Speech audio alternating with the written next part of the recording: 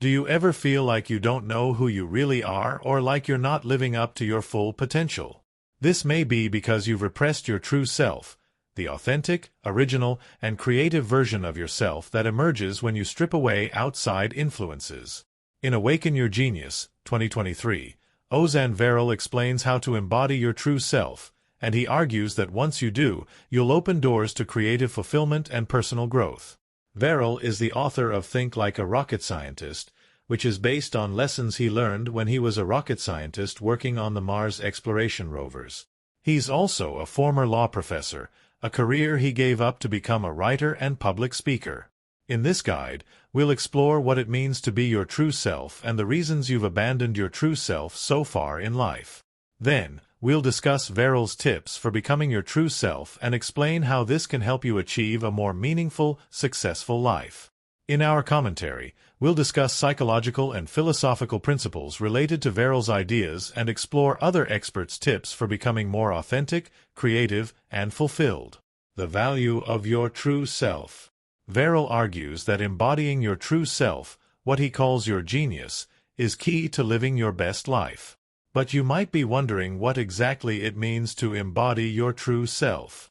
In this section, we'll explain what your true self is and why it's so valuable.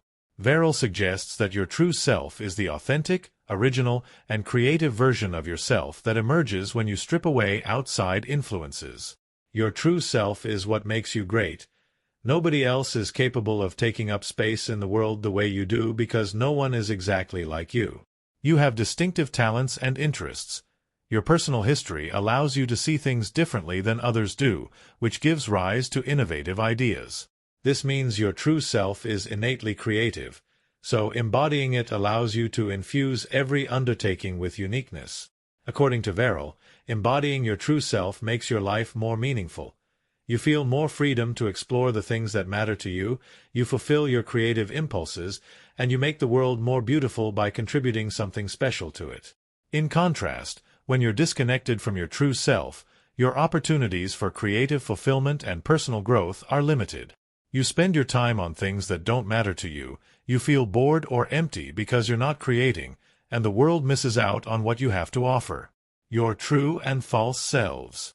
Varol argues that anyone can benefit from connecting with their true self, a sentiment that echoes the work of psychoanalyst D.W. Winnicott.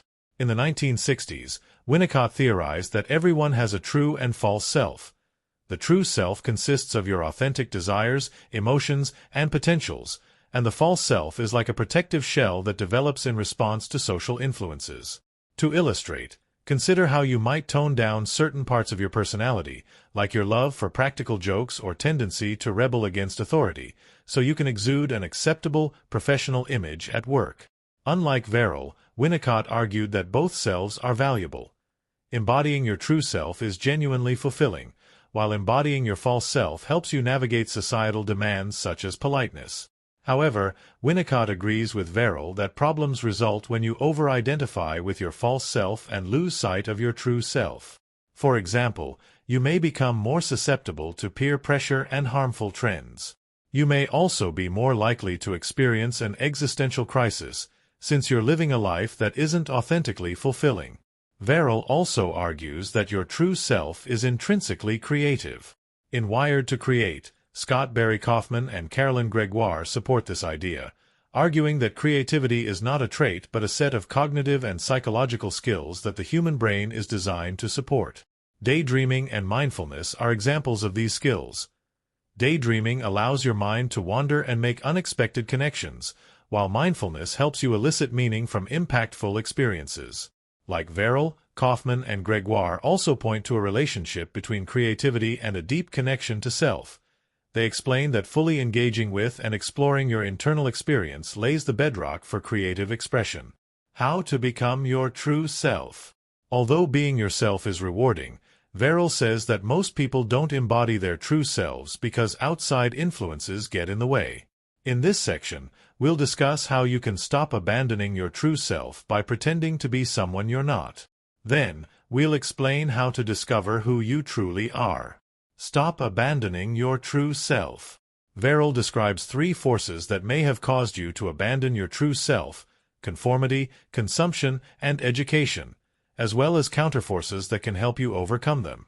Let's explore those forces and counterforces now. Conformity. When you were a kid, Varol says, you wanted to fit in, so you conformed to others' expectations and imitated their ideals. Then, you never stopped conforming. The ways you conformed became part of your identity, the collection of traits that you think define you, like your job, community, and belief system. Varol argues that your identity is an illusion that prevents you from seeing your true self, which is more complex than any identity could capture. Say you identify as a punk. The punk scene values rebellion and anti-establishment attitudes. This could restrict you from exploring anything perceived as mainstream, like classical music or entrepreneurship, even if it genuinely interests you, leading you to suppress your true self. To overcome the pressure to conform, Varol recommends detaching from your identity. He says you can accomplish this by embracing open-mindedness, doubt, and nuance. Embracing open-mindedness involves becoming aware of your own biases, trying to understand others' perspectives, and being willing to acknowledge when you're wrong. For example, if you're a punk, you might try recognizing the cultural value of pop music. Embracing doubt involves questioning your assumptions and beliefs, as well as those held by others who share your identity. For example, you might question the effectiveness of anti-establishment practices in the punk community. Embracing nuance involves recognizing that most issues are not black and white. For example, maybe you can be a punk and an entrepreneur. Conformity, uniqueness, and identity crises. Psychologists use optimal distinctiveness theory to describe the tension between our desire for conformity and our desire to be unique and authentic, our true selves. According to this theory, humans have an innate need to belong, but we also value our differences because they make us special. To resolve this tension, many people join fringe social groups, like the punk scene and niche online fandoms, that allow them to feel like they're different from most people but not everyone. But the pressure to conform within those groups can be very strong. Additionally, once you begin to see yourself through the lens of these group identities, it can be hard to see yourself any other way, even if the identity no longer fits you. When your authentic desires are at odds with your need for conformity, this could result in an identity crisis, profound anxiety or confusion about who you really are. You may be tempted to choose one aspect of your identity over another. For example, you might feel like you can't be both queer and religious.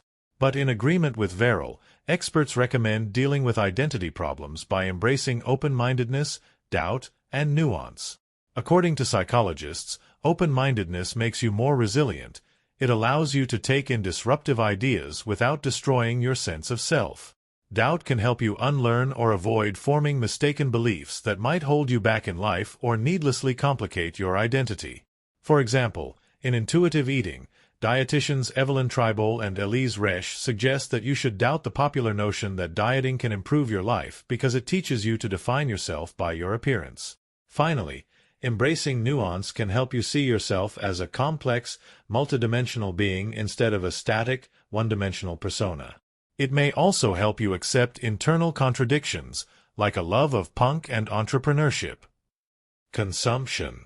Varol argues that in the digital age, you're constantly tuned into others' thoughts. You probably don't go very long without consuming various forms of media, which consists of other people's ideas. Additionally, Varol says the quality of the ideas you're consuming is likely poor. Social media, news outlets, and entertainment often prioritize sensationalism and quick gratification over depth and originality. This flood of low-quality content can crowd out the space and time needed for deep thinking, reflection, and the development of your own ideas. You can't access your true self when you're preoccupied with others' superficial selves. Short-form note. Psychologists have a term for the kind of non-stop media consumption Varol describes: information overload. According to experts, humans evolved to seek and consume information for survival. But in the digital age, we're surrounded by information, and it's so easily accessible that we now have difficulty tolerating boredom. This means that we consume information all the time, not just for survival, but also for entertainment or pure stimulation. This explains why we don't always choose high-quality media. Sometimes we just want to be comforted, not transformed. But constant consumption leads to information overload. Our brains can only process so much data, and surpassing that limit negatively affects cognition. Varol offers a few tips you can use to stop your media consumption from distracting you from your true self. Consume media intentionally. According to Varol, you likely turn to certain forms of media impulsively, not intentionally. For example, you might scroll through social media whenever you're bored. Take some time to consider the impact this has on your well-being. You might find that you waste a lot of time and energy on media that doesn't help you. You might even find that it harms you by taking a toll on your mental health. This knowledge may motivate you to become more intentional about your media consumption. Short-form note: if you find that you can't seem to stop or moderate your media consumption even though it's hurting you, you may be suffering from technology addiction, according to Adam Alter in Irresistible.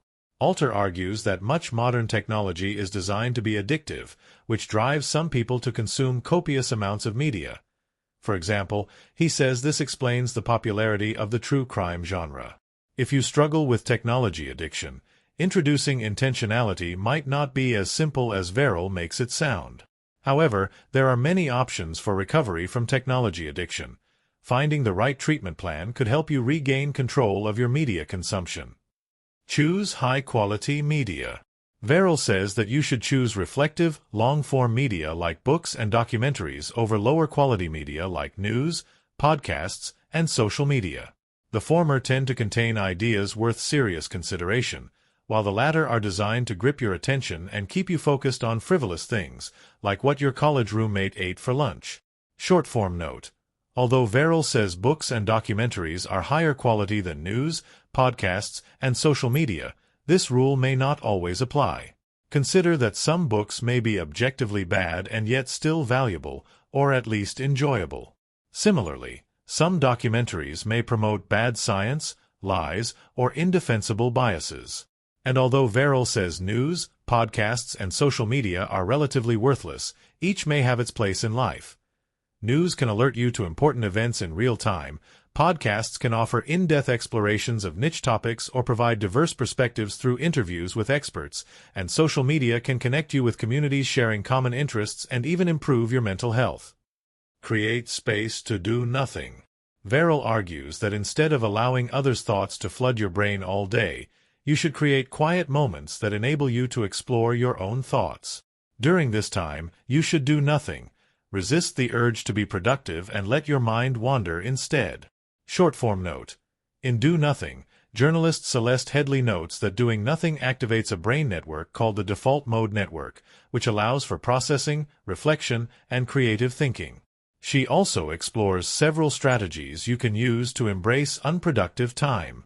For example, maximizing your productivity at work can help you get your work done faster, leaving you with more opportunities to do nothing.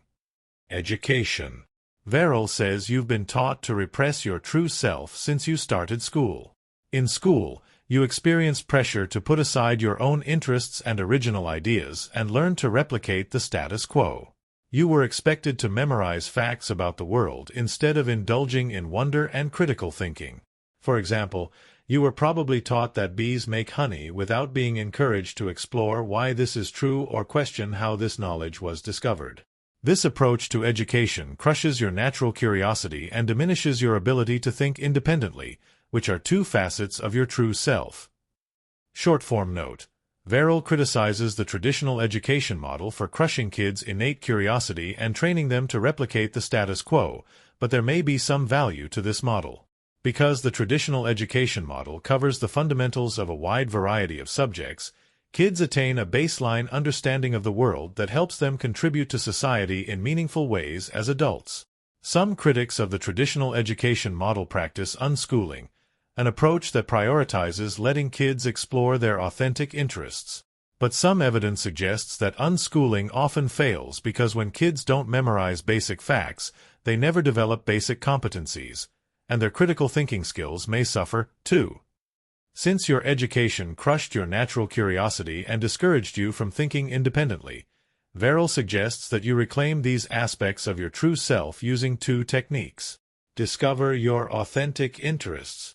Varol explains that often, your authentic interests overlap with your talents. For instance, if you have a green thumb, you likely have an authentic interest in gardening. But you shouldn't always stay in your comfort zone. By experimenting with new ideas and activities, you can discover new interests and hidden passions. For example, say you notice bees buzzing around your flower bed and allow yourself to wonder about their behavior. This curiosity could lead you to explore beekeeping as a new hobby. Varol says that having a wide range of interests enhances your creativity, as you draw connections between different fields and experiences, and ensures that you always have something innately fulfilling to do. Short-form note: if you're having trouble discovering your authentic interests, experts recommend that you start by asking yourself how you want to feel, as this can guide you toward activities that fill gaps in your life. For example, say you're a busy person who'd like to enjoy some solitude. You might be drawn to activities like reading, hiking, or painting, which can provide you with peaceful, reflective time. Experts also recommend making a list of activities that intrigue you so that when you have spare time in the future, you can explore a variety of possibilities. They may not all resonate with you, but some might, and as Varol says, variety improves your chances of finding fulfillment. Find out what you think about your interests. Once you discover your authentic interests, practice thinking independently about them. Say you're curious about beekeeping. Before seeking outside information on the practice, take some time to explore your own ideas about it. What do you find intriguing about beekeeping? How do you think it works? Varol says this approach helps you engage deeply with your interests and develop a personal connection to them. You can then turn to outside sources, but don't accept what they say as fact. Think about how their ideas compare to yours instead. According to Varol, this kind of deep, independent thinking is where innovative and meaningful ideas come from. Short-form note: some people find that they think best when they're writing because the writing process helps them understand and develop their ideas. If that's true for you, you might consider keeping an idea journal, a repository of all your ideas.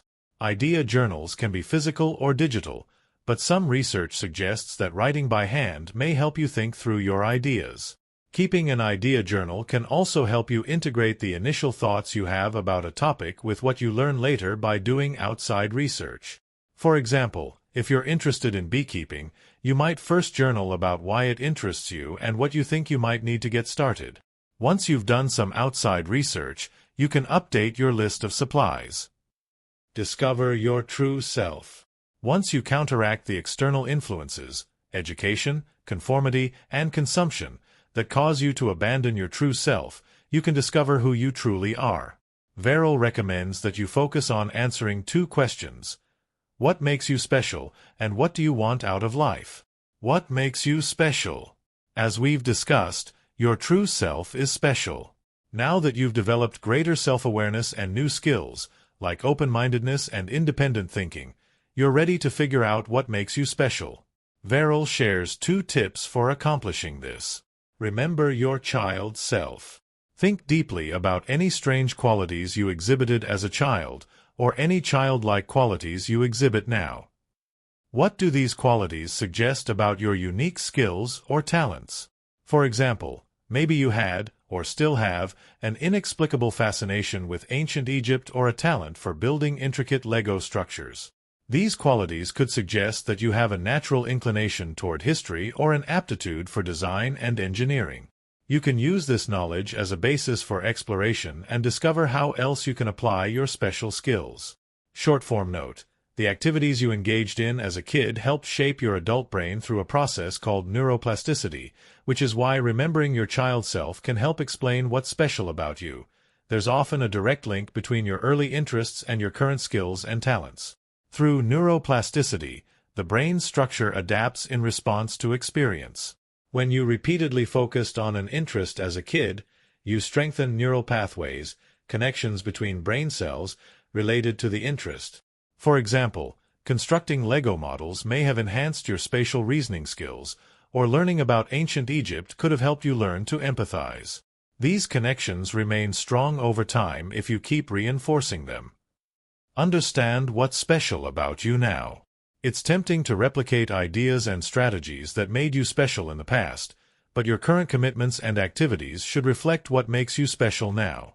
Instead of repeating the past, Varol recommends that you reflect on your previous experiences, identify what worked for you then, and adapt those strategies to suit your current situation. For example, maybe your childhood interest in ancient Egypt has morphed into a passion for writing historical fiction. It wouldn't make sense to become an Egyptologist, even if that's what you wanted as a kid, because you've changed too much over the years. But you can draw on your knowledge of ancient Egypt to infuse your historical fiction with authenticity and depth, creating narratives that uniquely reflect your current interests and perspectives. Short-form note: to understand what's special about you now, first recognize that your circumstances are constantly evolving. As Darren Hardy discusses in The Compound Effect, 3 factors influence all of your choices: your own mental input, the influences of people around you, and the environment you inhabit. These elements are dynamic and subject to change over time. For example, your mindset may evolve as you gain new insights and experiences, the people influencing you may change, and your cultural or societal environment may shift. Adapting, rather than replicating, strategies you've used before allows you to remain responsive to these changes and ensures that your actions align with your current situation. What do you want out of life? Once you know what makes you special, Varol says you can use that information to discover what you truly want out of life and then shape your life's direction. Varol recommends making sure that your desires are aligned with what you know about your true self instead of aiming to achieve what others tell you is worthwhile. Most life advice is based on generalized assumptions about success and happiness. For example, your parents might advise you to pursue a business degree instead of an art degree because they value financial security. But if your true self is an artist, taking their advice might stop you from fulfilling your creative potential. For this reason, Varol recommends taking an avant-garde approach to success. This approach involves coming up with your own definition of success. As you zero in on what fulfills you, you might find that it doesn't align with traditional markers of success.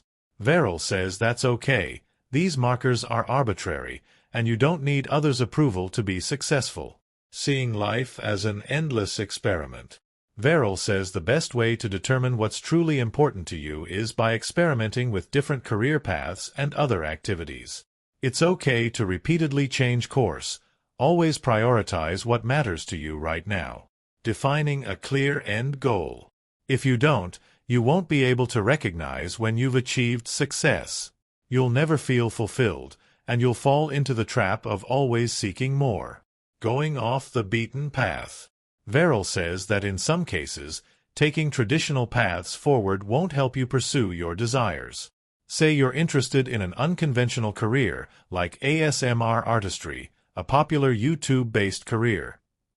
You may have to invent your own career path, since you can't take traditional career steps like majoring in ASMR or interning at ASMR firms. Paul Millard's avant-garde approach to success. In The Pathless Path, career coach Paul Millard explains how he figured out what he wanted out of life and created conditions that allowed him to pursue it. When Millard began his career, he assumed a traditional career path was right for him because that's what others defined as worthwhile. He achieved some success on this route, but he learned that it wouldn't make him happy. A series of personal crises prompted him to reevaluate his priorities, shifting his focus away from traditional work and toward recreation, exploration, and joy. As a result, he left his job and pursued a freelance career instead, which enabled him to pursue work aligned with his creative passions and gave him the freedom to explore life and the world more fully. Does this way of life sound appealing to you? If so, here's what Millard has to say about each of Varol's recommendations. Varol recommends coming up with your own definition of success. Millard argues that you should measure success in terms of contributing something important to the world and living according to your values. He says this definition of success will naturally bring joy to your daily life, while adhering to traditional definitions of success is likely to leave you feeling unfulfilled. Varol recommends seeing life as an endless experiment. Millard sees life similarly and explains that he incorporates experimentation into his daily life. Most people don't have enough spare time to explore a variety of interests as part of daily life, but as a freelancer, Millard is able to make time. He experiments by devoting intense energy to a new experience, like learning a new language or traveling, for a short period of time before resting and moving on to another experience. This allows him to gradually figure out what makes him happy. Varol recommends defining a clear end goal so that you aren't always seeking more. Millard takes a more flexible approach to getting what you want out of life. He warns against arrival fallacies that suggest you'll be happy once and for all upon arriving at a given goal. But he provides an alternative strategy for avoiding the never-satisfied trap. Pursue sustainability over endless wealth, and learn to be happy with what you have. Finally, Varol recommends going off the beaten path if conventional methods won't help you pursue your desires. Similarly, Millard explains that freelancing allows you to create your own career path when established paths don't exist. He also explains that you can take a mixed approach. If you're worried about financial security, you can transition to freelancing gradually by keeping a regular job while you pursue your dream career on the side. Once your side hustle becomes lucrative, you can quit your regular job and commit to freelancing. Tips for creative fulfillment and personal growth. Once you've returned to your true self, Varol says you'll have new opportunities for creative fulfillment and personal growth. In this section, we'll explore some techniques you can use to enhance your creativity. Then, we'll discuss what personal growth looks like when you're in touch with your true self. How to enhance your creativity. Varol recommends 3 practices for enhancing your creativity: building creative confidence, playing with your craft, and mining for ideas. Let's discuss each practice now. Building creative confidence. Many people are held back by self-doubt when it comes to creativity. They worry that they don't have good ideas, that they can't create anything worthwhile, or that others won't like what they create. If these blockages are preventing you from following through on your creative impulses, Varol offers a few techniques for building creative confidence. Share your ideas. Varol explains that we tend to be more critical of our own ideas than others would be. If you share your ideas with others, even the ideas you think are bad, you might be surprised at how well they're received. This feedback can boost your confidence and encourage you to further develop your ideas. Short-form note: although sharing your ideas with others could help boost your confidence, it also comes with some risks. One is that, according to artist Austin Kleon in Steal Like an Artist, sharing your creative work with others can lead them to associate you with a specific style or type of idea. This might make them less supportive of future attempts to branch out, limiting your creative freedom. Additionally, when you reveal your ideas prematurely, you risk others appropriating your ideas without giving you credit. This could lead to potential legal battles or losing control over your original work. To mitigate these risks, consider sharing your ideas only with people you trust to be encouraging and respectful of your intellectual property. Use your inexpertise to your advantage. Varol says that while not knowing how to approach a creative project can feel daunting, it can also help you. When you understand how things are usually done, you're more likely to replicate the status quo. When you don't, you have more mental freedom, so you can experiment with new ways of creating. As you create, keep in mind your unique advantage as a novice. Say you want to write a romance novel, but you don't know how.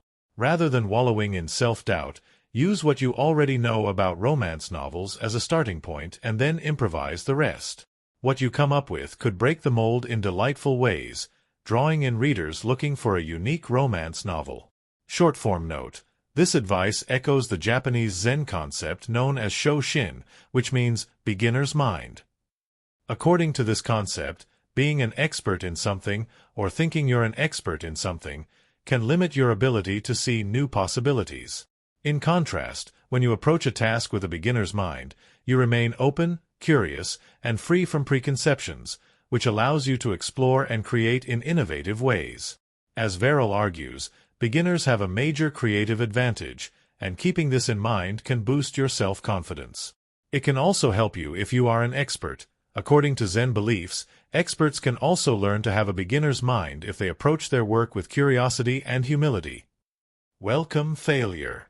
Instead of letting your fear of failure stop you from creating, Varol highlights two kinds of failure you should welcome. The first is failure to please everyone. Varol argues that when someone tells you they're not pleased with your work, they're doing you a favor.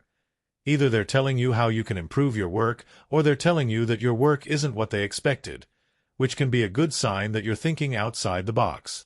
The second kind of failure you should welcome is informative failure, the kind that teaches you an important lesson about your craft by alerting you to a mistake you must correct in the future. You can use informative failure to refine your skills and grow creatively. Short-form note: what if your fear of failure is deeply ingrained? How can you learn to welcome it? According to research on people with high-stakes jobs, like bomb defusers, the best way to overcome this fear is by cultivating bravery. One practice that could help you cultivate bravery involves imagining yourself being brave in a situation where you might fail. Another strategy is to refocus. Instead of thinking about how you might fail in the future, think about what's going on in the present. Finally, understand that, at least in situations where the stakes are relatively low, failure isn't a big deal in the grand scheme of things. When you look back on times you failed, you'll likely feel amused, not horrified. Playing with your craft. Varol argues that many creatives spend too much time trying to improve their craft and not enough time playing with it. Play is experimental and process-driven, rather than predictable and outcomes-driven. Since you're not focused on accomplishing anything specific, playing enables you to explore new ways of doing things and discover new things to do. This makes play helpful for activities like brainstorming. For example, say you want to write a new song. Instead of starting with a specific theme or structure in mind, you could experiment by humming spontaneous melodies or using unconventional instruments and sounds. You might stumble upon unique combinations and creative ideas that lead to an innovative and original song. How to be more playful. If it's been a while since you indulged in play, experts recommend these tips for rediscovering your playful side. First, find out what kind of play appeals to you. Research suggests there are 8 play personalities and 8 types of play. Then, look for small opportunities to engage in that kind of play. For example, if your play personality is the Joker and you enjoy narrative play, you might try writing a joke or bite-sized comedy sketch. Additionally, you might consider scheduling time for play if that helps you commit to it. If you don't have that kind of free time, you can weave play into your daily routine by, for example, allowing for moments of silliness and fun while you do your housework. Once you feel more in tune with your playful nature, apply that playfulness to your work or craft by approaching projects with curiosity, openness, and an experimental mindset. Mining for ideas. Creativity requires original ideas. Varol offers a few techniques you can use to mine for those ideas. Make time for contemplation. Varol argues that the ideas that come to you most quickly tend to be conventional, not innovative. Spending time in contemplation allows you to explore less obvious connections and possibilities, which can help you develop truly original ideas. Short-form note: as we discussed earlier, some people think best when they're writing. If that applies to you, consider using what artist Julia Cameron calls morning pages as a form of contemplative practice. In The Artist's Way, Cameron explains that writing morning pages, a 3-page brain dump written as soon as you wake, helps you process your thoughts and feelings and connects you to your inner artist. Use your body to think. Most people conceive of thinking as a purely mental process, but Varol argues that you can use your body to come up with original ideas. Studies suggest that movement can stimulate creativity, and you can also tap into your body's wisdom to evaluate your ideas. For example, if the thought of pursuing a particular idea makes you feel physically energized and excited, it's likely a good direction to follow. Conversely, if an idea makes you feel tense or uneasy, it might be worth reconsidering. Short-form note: in addition to the 2 benefits of movement Varol identifies, movement can support creative thinking in another way, by keeping your brain healthy. In her book Move, science journalist Caroline Williams argues that our brains evolved to support movement, so staying active keeps cognitive functions sharp. Physical activity sends signals to the brain that improve mood, reduce anxiety and depression, and boost self-esteem. These emotional benefits create an optimal environment for creative thinking. Movement also increases dopamine and serotonin levels, neurotransmitters linked to creativity, which can help you overcome inflexible thinking. Seek others' opinions. Varol says that most great ideas aren't developed in isolation. Getting feedback on your ideas from people whose thinking you respect can provide valuable insights and perspectives you may have missed. Additionally, someone else might have expertise that enhances or completes your idea. For example, if you come up with an idea for a new mental health app, you might benefit from collaborating with a software developer who can turn your concept into a functional product. Short-form note. In thanks for the feedback, Douglas Stone and Sheila Heen offer some best practices for receiving and implementing feedback on your ideas. First, they recommend understanding your triggers, which can cause you to dismiss or push back against valuable feedback. For example, identity triggers can make you feel as if someone's attacking or challenging who you are, which might lead you to reject their feedback even if it's useful. Stone and Heen also recommend asking for one piece of specific feedback at a time, since that's easier to implement than vague, all-encompassing feedback.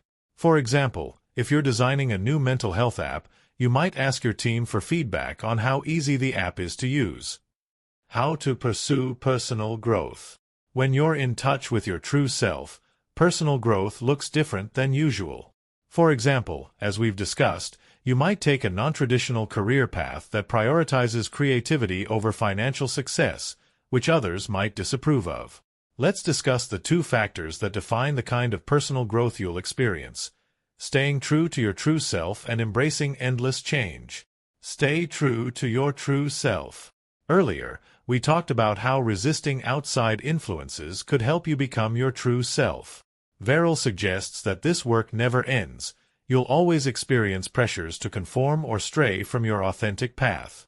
He offers 3 tips that can help you overcome those pressures and stay true to your true self. Pay attention to the sidelines.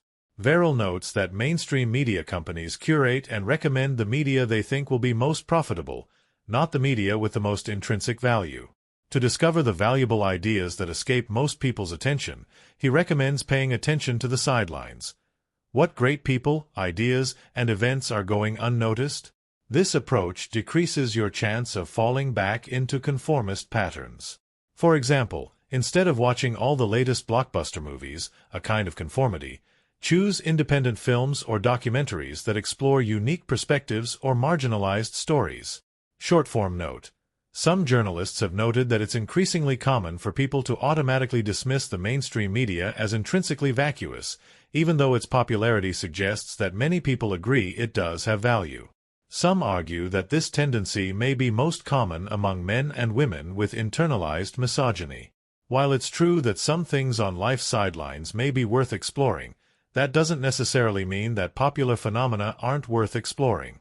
Nor does it mean that every marginalized idea is inherently superior to mainstream ideas.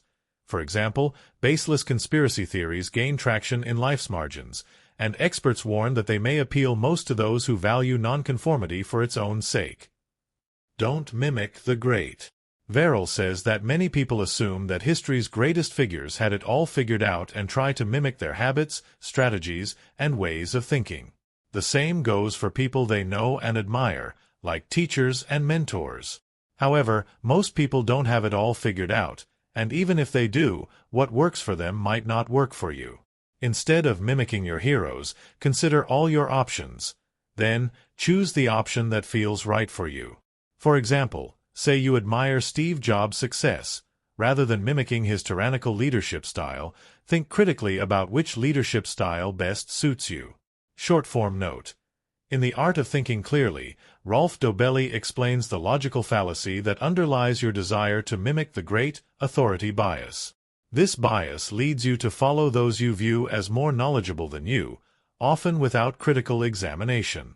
To overcome authority bias, Dobelli suggests asking yourself how authorities are influencing you and if you should let them continue to do so.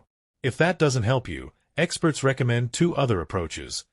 creating distance between yourself and the authority figure, for example, by limiting your exposure to their work and questioning the legitimacy of their authority. For example, you might question whether Jobs deserved to run Apple given the negative effects of his harsh leadership style. Think like a scientist. Traditional education primes you to accept what others tell you as fact, a bad habit that could cause you to develop false beliefs. False beliefs prevent you from seeing the world accurately, leading you to make decisions that are less than ideal. To avoid developing false beliefs, Varol recommends that you think like a scientist. This requires that you watch out for biased sources, ask for proof or at least sound logic before you accept an idea, consider alternative points of view, and acknowledge that sometimes the truth changes as science progresses. For example, parenting advice changes as we learn more about children's health. Short-form note. In his book Think Like a Rocket Scientist, Varol offers some other advice you can use to steer clear of false beliefs. First, he recommends embracing uncertainty, as this can make you more receptive to ideas that counter your false beliefs. He also recommends using thought experiments to evaluate the soundness of your beliefs. For example, if you believe that AI will help humankind, you might ask yourself what could happen if AI replaced human doctors.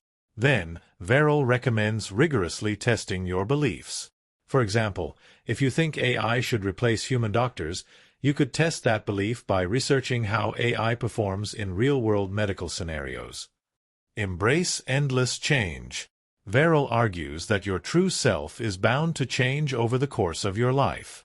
You may develop new interests and passions, try new hobbies or a new career, and arrive at new conclusions about the world that change your dreams and priorities.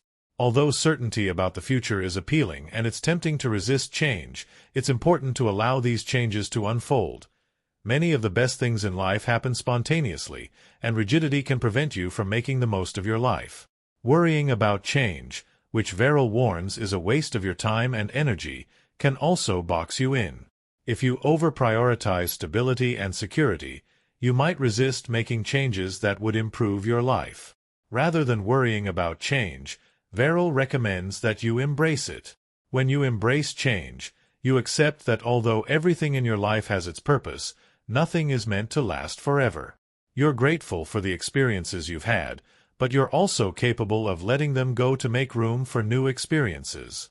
Personal growth requires loss.